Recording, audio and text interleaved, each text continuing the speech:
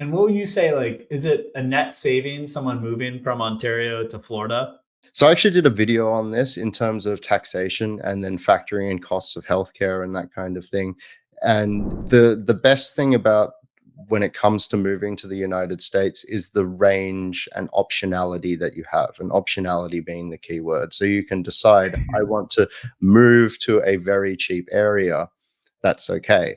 Or you can move to a very expensive area, and that's okay. And you can change your healthcare costs, and you can do all that. But in Canada, you really have this floor when it comes to cost of living. So you'll struggle to find in Ontario a whole house to rent with 1,000 square feet that's under $2,500, right? Hmm. So it's, your cost of living really has a base, whereas the base range in the United States can vary, and it even varies very wildly depending on the state that you move to.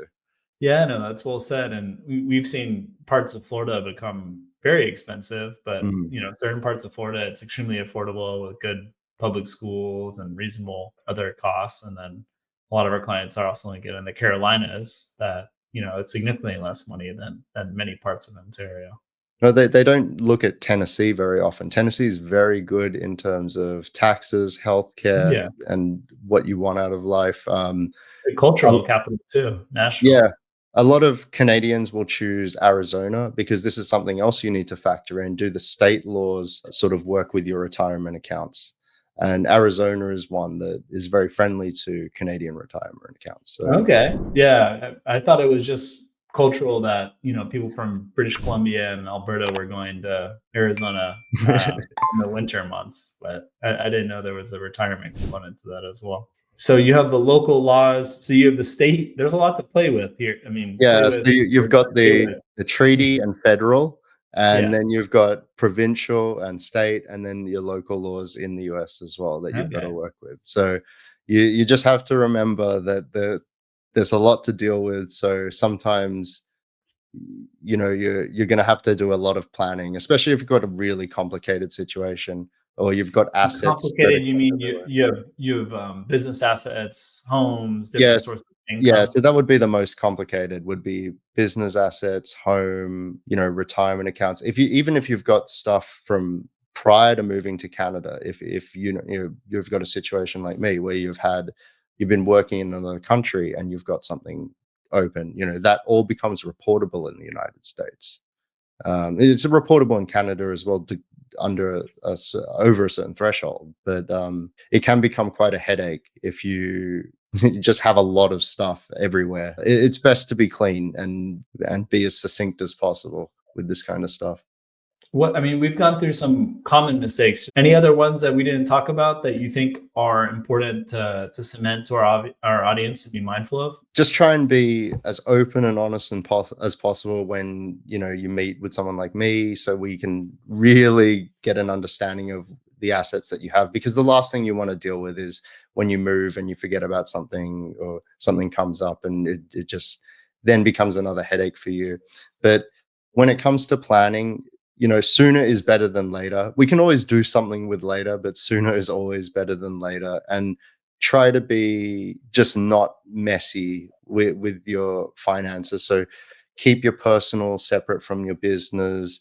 Don't mix your company assets around. Like if you have multiple companies, which some of our clients do, they'll have multiple ones. Don't just mix them around randomly, because you're going to end up with things like transfer pricing issues, that kind of thing. And just when it comes to mindset, be accountable and push yourself forward, because when a lot of people come from they've been an employee most of their life, and then they're moving towards owning their own business on an E2 visa, that kind of thing, you have to sort of drop the mindset of being an employee that someone else is going to do something for you, and just work on the mindset of like, you're the one that's going to have to do most of this, and Yes. in hours that you don't want to work either.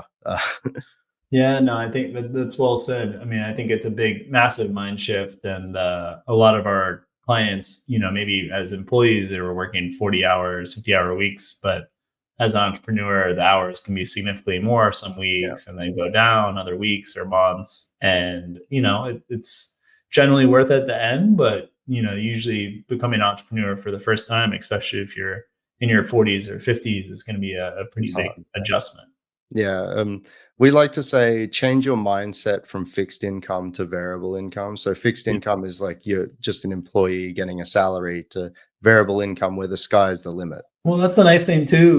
We have a lot of Canadian clients where one will be the entrepreneur, and then one, is able to get employment. And we've had nurses where they're able to get, readily essentially start working, and it's a much easier process coming from Canada as opposed to other countries. And they can be making and contributing to the family, 100K, have Mhm. great healthcare benefits. So they're not, they're paying minimal for their health insurance. Yeah. So we've seen a lot of those couples where one's entrepreneur and the first year is going to be tough, first 18 months are tough, but the other spouse is able to get a job relatively quickly in the US. It's a very free market. If you're not performing, you will get fired. If you're Yeah. doing well, you will get promoted and you'll make more money.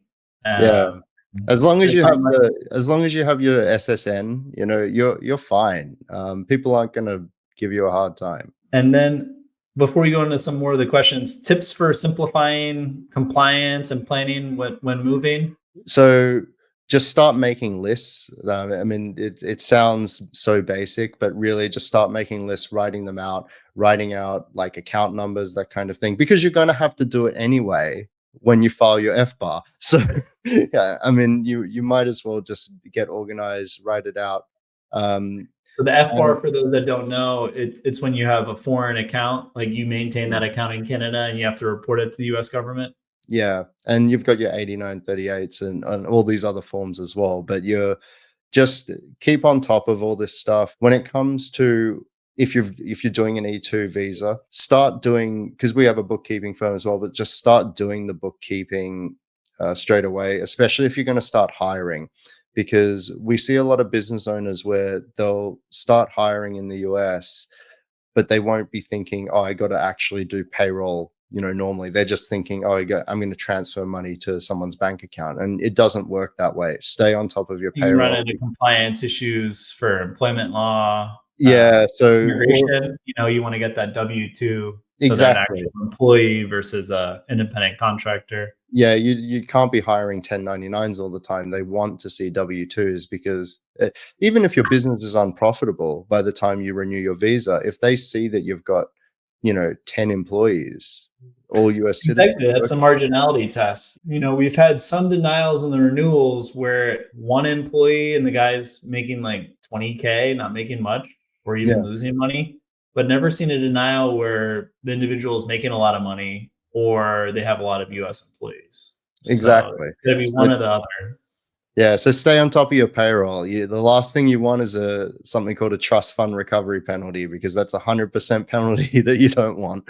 Yeah, I feel like if you don't already have a list, I'm sure you do, but like there are some like serious ones like FBAR, which are, I believe, is criminal, and they're like Yeah. the penalty you just saw where it's like you got to get this right, and then there's other ones that Yeah, are. so that's a big one I want to touch on. If you're in the US, or if you've moved to the US and you've still got a Canadian company, you're gonna have to file something called a 5471, and those penalties are massive.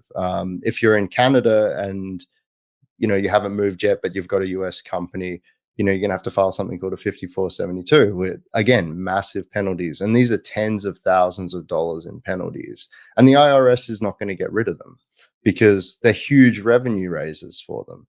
So, you just need to stay on top of this sort of stuff, because it is a headache and it is boring to some degree, but it's something that you just need to, it's the cost of doing business in the US.